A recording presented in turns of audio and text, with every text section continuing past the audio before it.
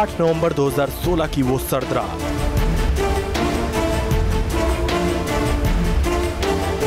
जब बंद हुए थे 1000 और 500 के नोट।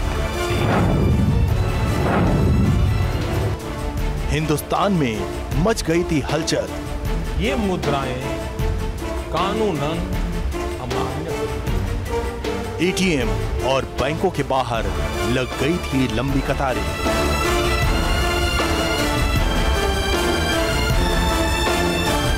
हाथ में आए 2000 और 500 के नए नोट। काले धन के ठिकानों पर ताबड़तोड़ छापेमारी। पूरी दुनिया में नोटबंदी की गूंज।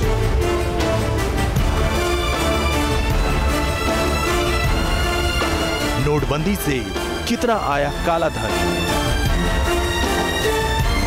सियासी हलकों में नोटबंदी का शोर। सबसे बड़े आर्थिक सुधार पर पीएम मोदी की हुंकार। 8 नवंबर रात को 12 बजे 500 और 1000 की नोट गायब हो गई।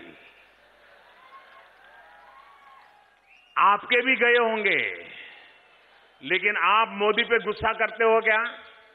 गुस्सा करते हो क्या? आप मोदी पे नाराज हो क्या? लेकिन कुछ लोग अभी भी भूल नहीं पा रहे, सारा चला गया, बोरियां की बोरियां चली गई। विपक्ष ने कहा ऐतिहासिक भूल। I say with immense pain and a sense of deep responsibility that the 8th of November was a black day for our economy and indeed for our democracy. नोटबंदी के 365 दिन।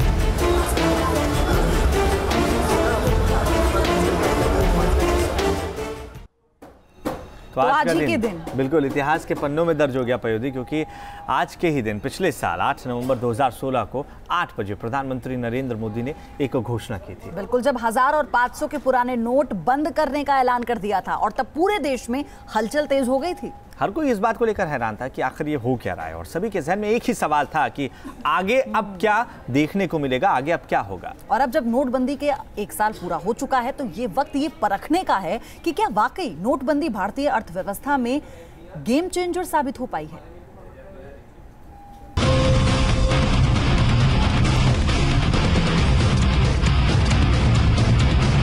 तारीख 8 नवंबर 2016। वक्त रात के 8 बजे।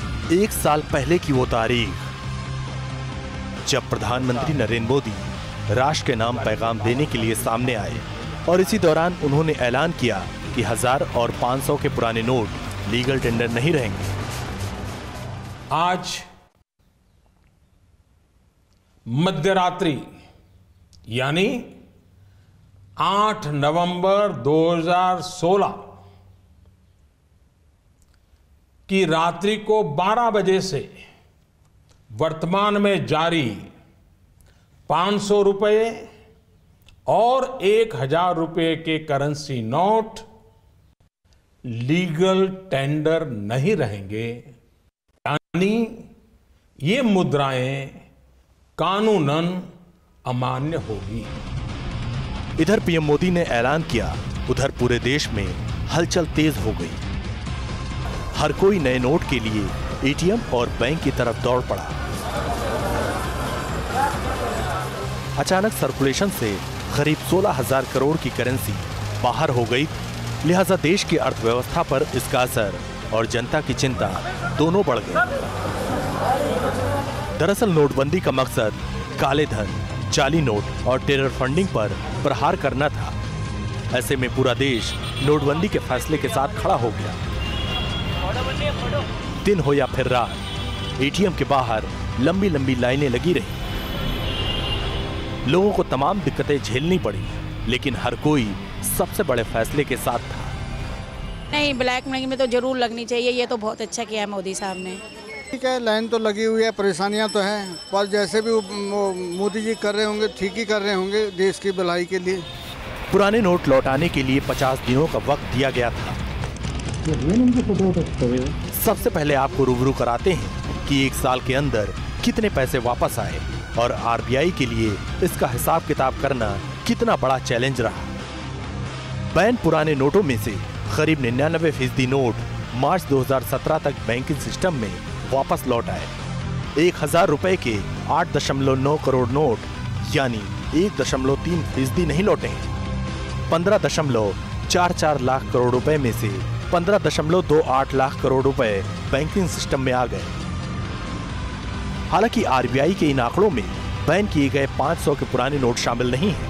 हालांकि काले धन के खिलाफ नोटबंदी के फैसले पर मोदी सरकार अड़ी रही।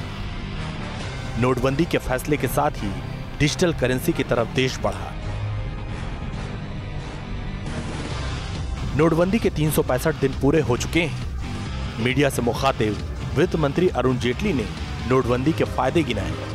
डिमोनेटाइजेशन ये एक बड़े प्रक्रिया का विचार का एक उद्देश्य था कि भारत को less cash economy, higher tax base, higher digital transactions, more formal economy, और जिस गति के साथ रीमोनेटाइजेशन किया गया, एक प्रकार से कुछ सप्ताहों में या 2-3 महीनों में,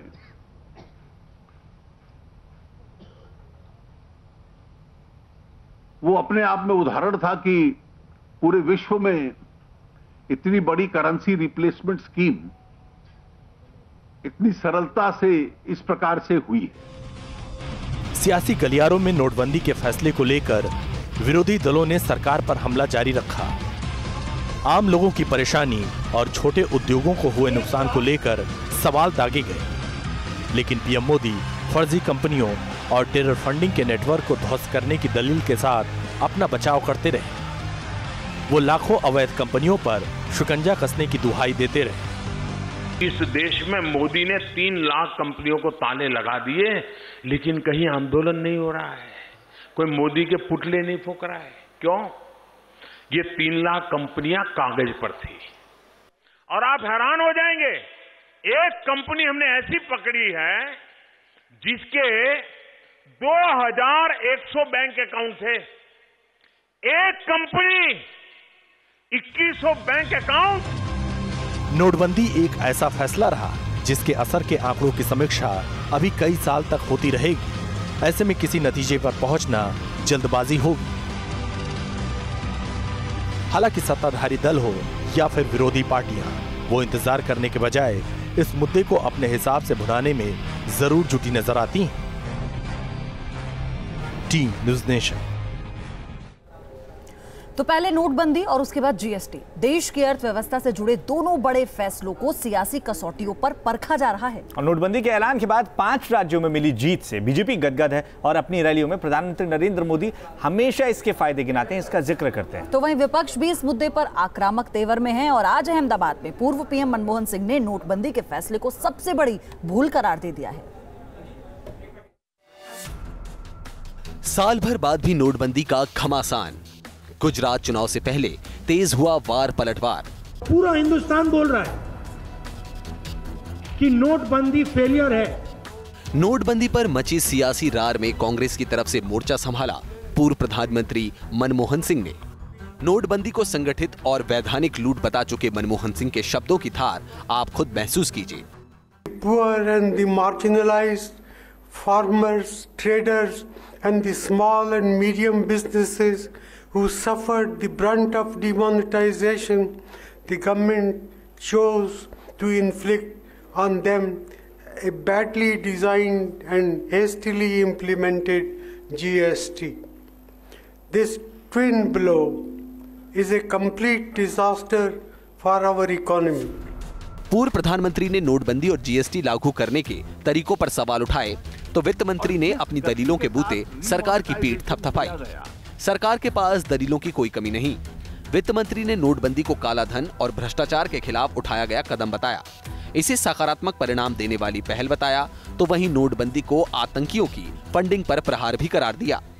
अर्थशास्त्रियों और रिसर्चर्स के लिए भी नोटबंदी के असर का आकलन करना इतना आसान नहीं है। यही वजह है कि सियासी पार्टियां वोटर्स को रिझाने के लिए अपने अपने तरीकों से नोटबंदी के जुमले उछाल रही हैं, उसका इस्तेमाल कर रही हैं। Team news nation.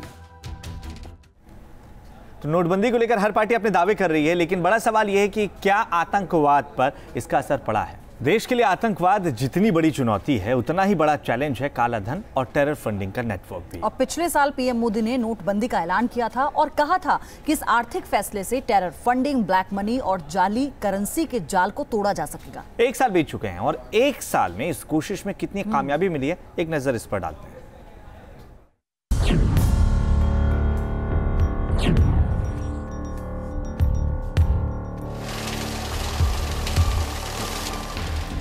हमारे यह कदम देश में भ्रष्टाचार, काला धन एवं जाली नोट के खिलाफ। और इसी के साथ 8 नवंबर 2016 की तारीख इतिहास के पन्नों में हमेशा हमेशा के लिए दर्ज हो गई। प्रधानमंत्री मोदी ने अचानक देश का सबसे बड़ा फैसला, या यूं कहें कि एक क्रांतिकारी ऐलान करते हुए 500 और 1000 रुपए के नोटों को बैन कर दिया। इस फैसले के बाद पूरे देश में हलचल मच गई। हराम से लेकर खास शख्स हैरान परेशान दिखाई देने लगा। चाहे दिन का उजाला हो या फिर स्याह रात, लोग नोट बदलने और बैंक एटीएम से पैसे निकालने की जद्दोजहद करते दिखाई दिए। हो सकता है कि इस तारीख को कुछ लोगों ने भुला दिया हो, लेकिन कुछ लोगों के जहन में ये इस कदर रच बस गई कि वो इसे शायद ताउम्र नहीं भुला पाएंगे। ऐसे में ये सवाल उठना लाजमी है कि आखिर नोटबंदी से देश और आम जनता को कितना फायदा हुआ। क्या वाकई नोटबंदी का फैसला देश के हित में था? क्या नोटबंदी के फैसले ने देश की दशा और दिशा बदल दी? क्या सही मायने में काले धन पर कसा शिकंजा? क्या नोटबंदी ने तोड़ दी टेरर फंडिंग की कमर? क्या जाली नोटों का खत्म हुआ कारोबार? ये सवाल इसीलिए महत्वपूर्ण है क्योंकि खुद पीएम ने नोटबंदी के ऐलान के बाद ये कहा था कि इससे अलगाववाद और आतंकवाद पर करारा प्रहार होगा, टेरर फंडिंग पर शिकंजा कसेगा। जानकारों के मुताबिक नोटबंदी के फैसले के बाद टेरर फंडिंग के मामले में नेशनल इन्वेस्टिगेशन एजेंसी ने जो एक्शन लिया है, उससे बहुत हद तक सफलता मिली है। एनआईए की कार्रवाई से विदेश से आतंकियों को मिलने वाले पैसे पर रोक लगी है। यही नहीं, नोटबंदी के बाद से आतंकियों के हौसले पस्त हुए हैं। उनके पास पैसा पहुंचने पर काफी हद तक ब्रेक लगाई जा सकी है। पहले जब कभी भी किसी आतंकी का एनकाउंटर होता था तो हजारों लोग वहां पहुंच जाते और आर्मी पर पत्थरबाजी करते। अब हालात ये हैं कि इनकी तादाद 20 या 30 से ज्यादा नहीं होती। ऐसा नहीं है कि नोटबंदी से सिर्फ टेरर फंडिंग पर करारी चोट हुई है, बल्कि जाली करेंसी पर भी नकेल लगी है। नोटबंदी का मकसद जहां छिपे हुए धन को मुख्यधारा की अर्थव्यवस्था का हिस्सा बनाना था, तो वहीं जाली नोटों का भी पता लगाना था। देखा जाए तो इस क्षेत्र में सरकार के हाथ बड़ी कामयाबी लगी है। रिजर्व बैंक के मुताबिक 500 रुपए के बंद हुए हर 10 लाख नोट में औसत 7 नोट नकली थे और 1000 रुपए के बंद हुए हर 10 लाख नोटों में औसत 19 नोट नकली थे। दरअसल नोटबंदी के बाद आयकर विभाग ने बेनामी संपत्ति के मामले में देश भर में कार्रवाई की है। सरकार कई स्तर पर कई अघोषित बेनामी संपत्तियों का पता लगाने में कामयाब हुई है। Team news nation. तो नोटबंदी के बाद से सरकार लगातार ये दावा कर रही है कि इसमें टेरर फंडिंग और काले धन को लेकर एक बड़ी सफलता सरकार के हाथ लगी है। लेकिन कांग्रेस का और तमाम विपक्षी पार्टियों का कहना है कि नोटबंदी से देश को सिर्फ और सिर्फ नुकसान हुआ है। आज भी इस तरीके के वार देखने को मिलेंगे। अपडेट हम आप तक पहुंचाते रहेंगे।